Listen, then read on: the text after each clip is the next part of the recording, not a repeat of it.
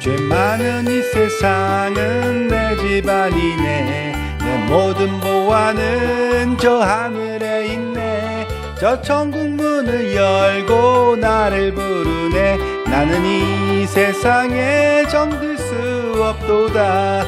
오 주님 같은 친구 없도다. 저 천국 없으면 나 어떻게 하나. 저 천국 문을 열고 나를 부르네. 나는 이 세상에 정들 수 없도다. 저 천국에서 모두 날 기다리네.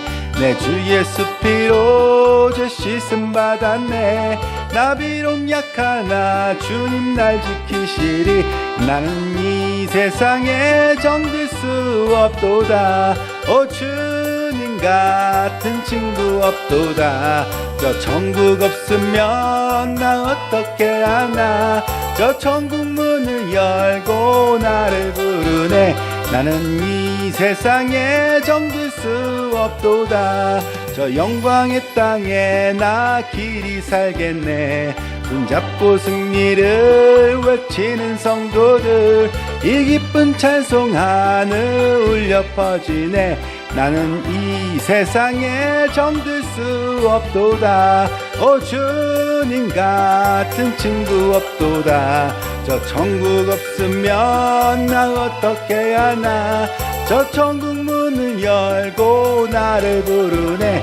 나는 이 세상에 정들 수 없도다. 하나님의 말씀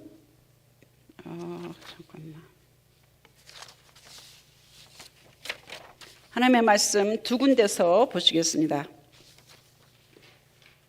예레미야 33장 14절에서 16절, 누가복음 21장 34절에서 36절 말씀 같이 읽으시겠습니다. 예레미야 33장 14절부터 먼저 같이 읽습니다. 나 주의 말이다. 보아라, 내가 이스라엘 가문과 유다 가문에게 약속한 그 복된 약속을 이루어줄 그날이 오고 있다. 그때 그 시각이 되면 한 의로운 가지를 다윗에게서 돋아나게 할 것이니 그가 세상에 공평과 정의를 실현할 것이다. 그때가 오면 유다가 구원을 받을 것이며 예루살렘이 안전한 거처가 될 것이다. 사람들이 예루살렘을 주님은 우리의 구원이시다 하는 이름으로 부를 것이다. 누가복음 21장 34절에서 36절 또 같이 읽습니다. 너희는 스스로 조심하라. 그렇지 않으면 방탕함과 술 취함과 생활의 염려로 마음이 둔하여지고 뜻밖의 그 날이 덫과 같이 너희에게 임하리라. 이날은 온 지구상에 거하는 모든 사람에게 임하리라. 이러므로 너희는 장차 올 이 모든 일을 능히 피하고 인자 앞에 서도록 항상 기도하며 깨어 있으라 하시니라. 아멘. 하나님의 말씀입니다. 오늘 설교의 제목은 지금은 집에 돌아갈 때, 지금은 집에 돌아갈 때입니다. 집은 가장 편한 곳, 쉴 수 있는 곳, 그런 곳입니다. 그렇죠? 예. 여러분 다 집 있으시죠? 예. 저녁 때가 되면 다들 집에 돌아갑니다. 근데 어린애들은 노는데 정신이 팔려서 때가 언젠지도 모르고 어둑어둑해져도 열심히 놀이터에서 놀고 있습니다. 그러면 엄마가 가서 누구를 데리고 올까요? 내 자식, 내 자녀, 아들, 딸을 데리고 옵니다. 집에 가서 씻고 자야지. 그렇습니다. 그런가 하면 저녁 때가 되었는데도 집이 없는 사람은 돌아갈 집이 없습니다.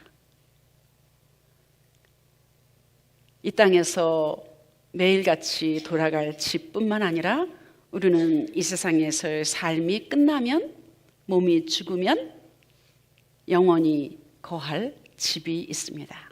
그 집은 곧 천국이고 그 집은 곧 하나님이 함께 계시는 곳입니다. 그래서 요한복음 14장 2절에서 3절에서는 예수님은 이렇게 말씀하십니다. 내 아버지 집에 거할 곳이 많도다. 그렇지 않으면 너희에게 일렀으되 내가 너희를 위하여 처소를 예비하러 가노니 가서 너희를 위하여 처소를 예비하면 내가 다시 와서 너희를 내게로 영접하여서 나 있는 곳에 너희도 있게 하리라. 그렇게 말씀하십니다. 여러분 그곳에 함께 가실 거죠? 네, 그렇습니다.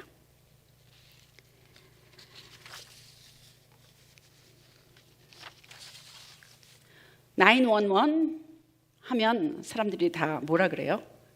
웨이크업 콜이라고.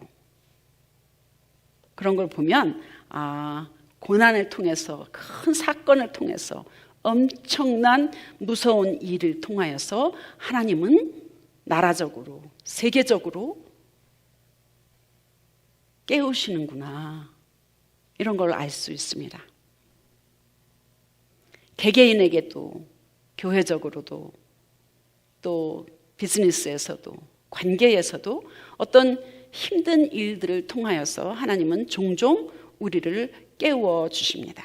이 일을 통해서 내가 깨달아야 할 것은 무엇인가, 그 때를 아는 것은 아주 중요합니다. 고난, 사고, 질병, 어려운 일, 이런 것들은 우리에게 종종 신호가 되는 것입니다. 성경에는 때를 나타내는 단어가 꽤 많이 쓰여 있습니다. 바로 그때에, 바로 그 무렵에, 마침 그날, 이런 일들이 종종 아주 많이 나옵니다. 예수님이 태어나셨을 때에도 아우구스투스 황제가 호적을 다 해라, 이렇게 전국에다 알렸더니 마리아와 요셉이 마침 자기 고향에 가서 호적을 하러 갔는데 마침 마리아가 임신했었기 때문에 해산할 날이 다가왔다. 이런 일들이 결코 우연히 일어나는 일은 아니라는 겁니다. 바로 그때에 누가복음 2장 7절에도 예수님을 죽이려고 했던 헤롯 대왕도 그때에 헤롯은 박사들을 불러서 별이 나타난 때를 캐묻고 나서 그 아기를 샅샅이 찾아보시오, 이렇게 헤롯 대왕이 명령했는데 그때도 그때에라는 때를 나타내는 말이 쓰여 있습니다. 십자가에서 예수님이 죽으시기 전에도 아버지, 만일 하나님의 아버지의 뜻이거든 이 잔을 옮겨주세요. 그러나 나 뜻대로 마옵시고 아버지의 뜻대로 하옵소서. 그 기도를 마치고 났을 때에, 그 기도를 막 마쳤을 그때에 천사가 하늘로부터 그에게 나타나서 힘을 북돋아 주었다라고 누가복음 22장 43절에 또 기록하고 있습니다. 부활하셨을 때에도 이레의 첫날 이른 새벽에 라고 때를 아주 정확하게 구체적으로 표현하고, 그래서 예수님이 바로 그때에 부활하셨다는 것입니다. 우연히 그런 일이 생긴 게 아니라 하나님의 예정, 계획, 뜻, 약속에 따라서 그런 일이 일어난다는 것입니다. 성경은 하나님의 약속이 아주 가득 찬 그런 책입니다. 구약을 Old Testament, 신약을 New Testament라고 이야기하는데, 테스터먼트라는 것은 약속이라는 뜻입니다. 하나님의 별명은 여러 가지가 있는데, 그래서 하나님께서는 약속을 지키시는 분이다, Promise Keeper라고 별명하고 있습니다.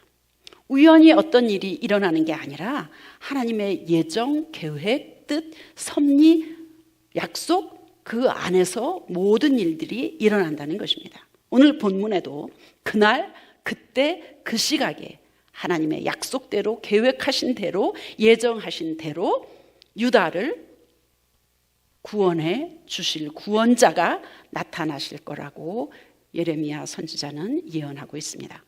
당시 예레미야는 시위대 뜰에 갇혀 있었습니다. 바벨론의 침략으로 이스라엘 백성들이 엄청나게 고통스럽고 절망스럽고 힘든 그런 시기에 예레미야는 이 오늘 본문 그것들을 예언하고 있습니다. 이러한 절망 속에 빠져있는, 좌절 속에 빠져있는 이스라엘 백성들을 향하여서 예레미야는 하나님의 뜻을 예언하고 있습니다.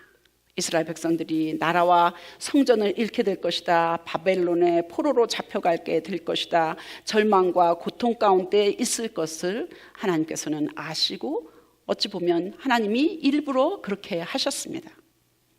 그러나 그들을 구원해 주실 것이라는 소망을 주시며 약속하고 있습니다. 내가 너희들을 치료할 거야. 건강케 해줄 거야. 다시 예루살렘으로 돌아가게 할 거야. 성전을 보수할 것이야. 그리고 다시 너희들이 나를 찾아서 예배할 것이야.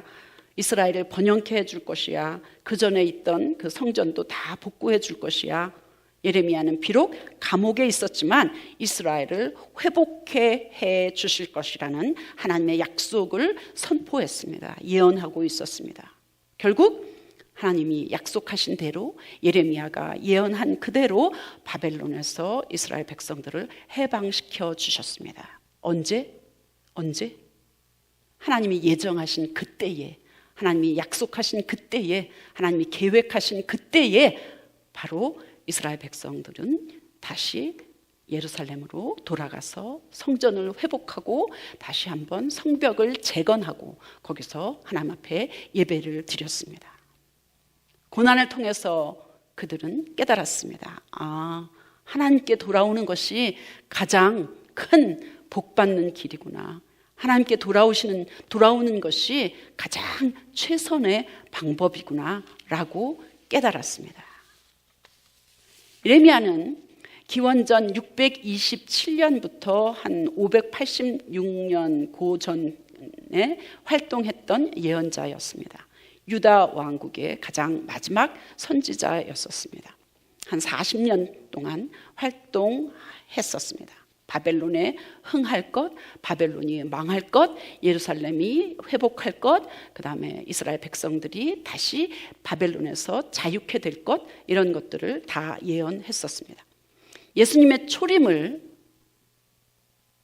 예수님이 아직 오시기 전이었기 때문에 Before Christ, BC 586년 그때까지 활동했었던 선지자였기 때문에 예수님이 예수님이 처음 이 땅에 오실 것을 예레미야서에는 16번이나 기록되어 있습니다.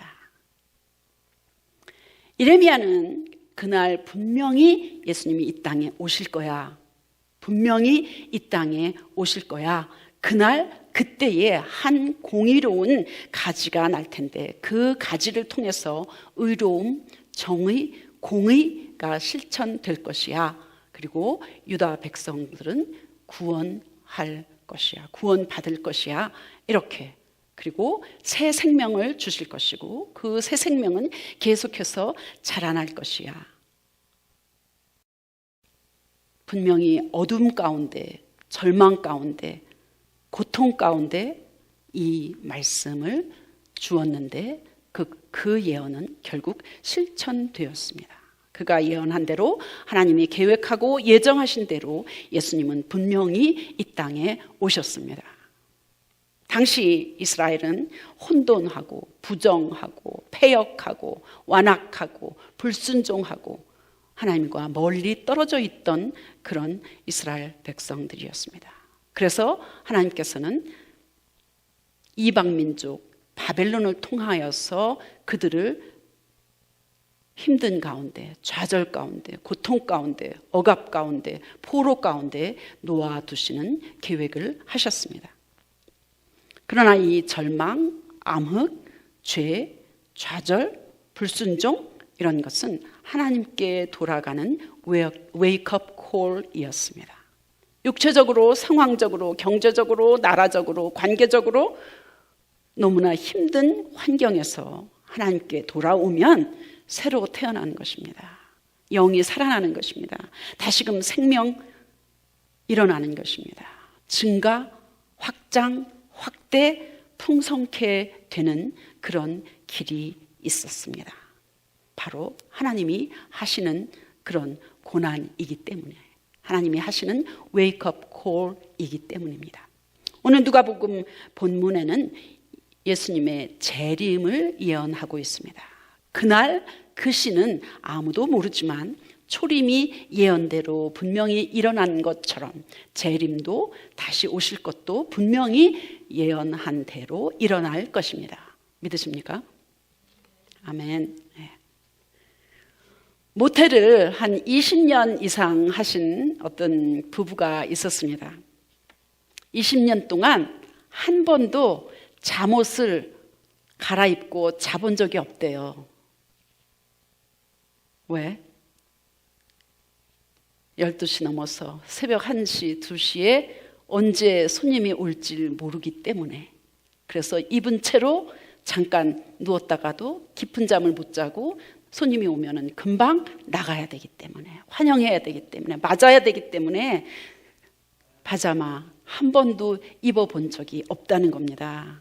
이렇게 모텔 손님을 받기 위해서도 잠을 자면서도 언제든 깰 수 있도록 준비를 하는데, 우리를 영원한 천국에 데리고 가실 예수님이 다시 오신다는데 우리가 영적으로 깊은 잠을 자서 되겠습니까?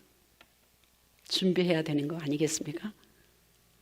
예수님이 처음 오신 때는 2000여 년 전 이맘때, 과거 역사 어떤 시점에서 있었던 분명한 과거의 사건입니다. 그런데 예수님을 개인적으로 아직 만나지 못한 사람은 과거의 어떤 예전의 역사의 어떤 일로 끝나는 것이 아니라 지금 현재라도 예수님을 만난다면 그것은 현재의 사건입니다. 아직 예수님 만나지도 못했고 알지도 못하고 믿지도 못하고 전해 듣지도 못하고 그런 사람은 언젠가 미래의 사건이 될 것입니다. 미래에도 그런 일이 일어나지 않는다면 그 사람은 얼마나 불행한 사람입니까? 바로 그런 사람들을 우리는 찾아서 또 하나님 앞에 인도해야 할 책임이 있는 것입니다. 하나님께서는 질병을 사용하시기도 하고, 잘 나가던 사람이 사업이 망할 수도 있고, 사람을 잃는 그런 힘든 일들을 겪을 수도 있습니다. 내가 원하고 기대했던 대로 상황이 되지 않을 수도 얼마든지 있습니다. 자녀가 속을 썩일 수도 있고, 오랜 친구에게 배신당할 수도 얼마든지 있습니다. 아무튼 돈, 관계, 몸 이런 걸 통해서 뭔가 틀어지고 망가지고 깨지고 부서지고 이런 일들을 통하여서 하나님께서는 우리를 부르십니다. 이때 몸이 힘드네, 관계가 힘드네, 사는 게 어렵네, 재정적으로 계속 이렇게 손해나는 일만 생기네, 이럴 때 얼른 하나님이 이 일을 통해서 나를 부르시는가 깨닫는 것이 은혜입니다. 전환점을 주시려나, 새롭게 하시려나, 치료하시려나, 믿음으로 더 살게 하시려나, 나를 사용하시려나, 내가 모르는 사이에 교만해졌나, 자고해졌나, 이런 것들을 깨닫는 것이 하나님의 은혜입니다.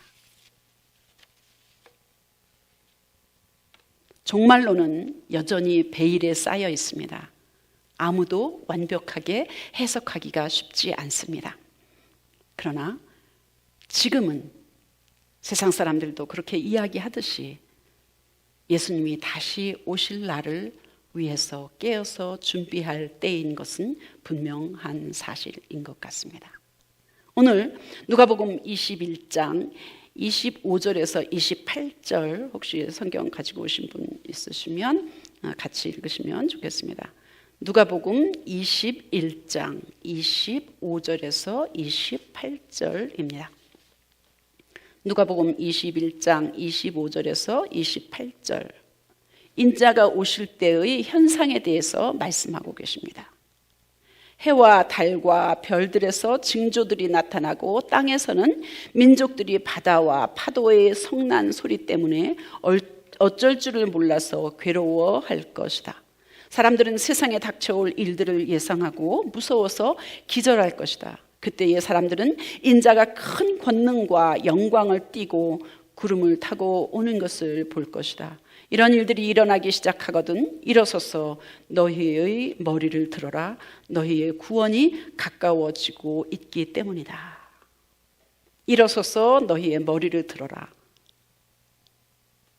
하나님을 바라보라. 하늘을 보라. 위를 바라보라. 이런 말씀입니다. 어떤 사람들은 이 성구들을, 이 성경을 문자적으로 해석합니다. 자연재해, 이상기온, 홍수, 지진, 가뭄, 온난현상, 북극이 녹고 빙하가 녹는 여러 현상들을 말세의 징조라고 이야기합니다. 맞습니다.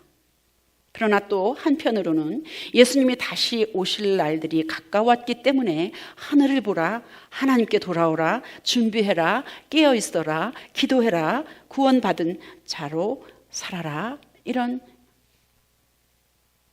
해석을 할 수도 있습니다.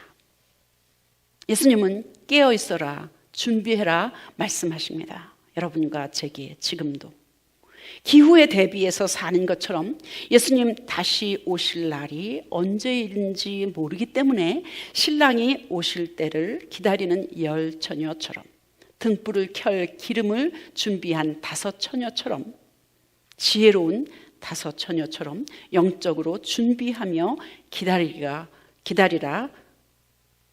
하는 말씀입니다.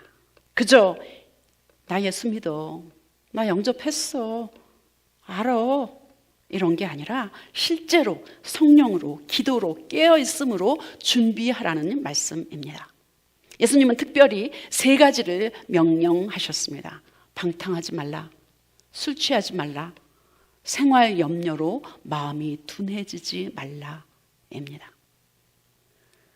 끝으로 마태복음 24장 37절에서 39절은 이렇게 말씀하십니다. 마태복음 24장 37절에서 39절. 노아의 때와 같이 이 인자가 올 때에도 그러할 것이다. 홍수 이전 시대에 노아가 방주에 들어가는 날까지 사람들은 먹고 마시고 장가가고 시집가며 지냈다. 홍수가 나서 그들을 모두 휩쓸어 가기까지 그들은 아무것도 알지 못하였다. 인자가 올 때에도 그러할 것이다. 무서운 말 아닙니까? 노아 시대의 인구는 한 70억 정도 됐다고 추정하고 있습니다. 그런데 노아 방주에서 건짐받은 사람, 살아남은 사람, 구원받은 사람은 몇 사람이었죠? 8사람밖에 안 되었습니다. 노아 가족밖에 구원받지 못했습니다. 70억 중에서 8명?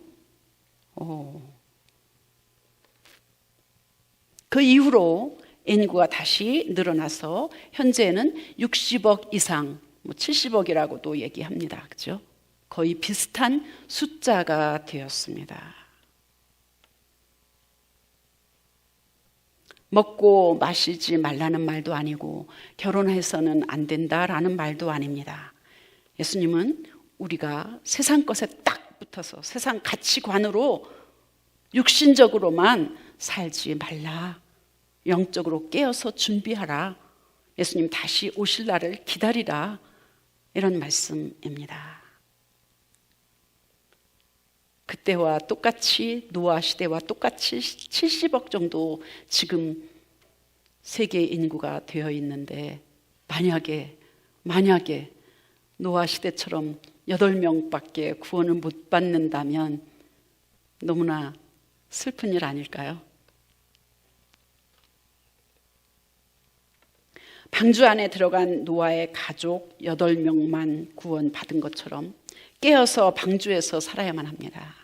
저녁이 되면 집으로 돌아가는 것처럼 안전하고 가장 편한 곳으로 돌아가는 것처럼 하나님의 집으로 돌아가야만 합니다. 이 땅에서 몸이 사는 동안 깨어서 하나님과 깊이 교제하고 마음으로 영으로 하나님의 자녀로 살다가 때가 되면 주님 다시 오실 날, 이 세상 떠나는 날, 영원한 그 집, 하나님의 집에서 살기를 축복합니다. 이제 곧 예수님 탄생하신 성탄절이 돌아오고 25년을 마무리하고 또 새해 26년을 맞을 때가 되었습니다.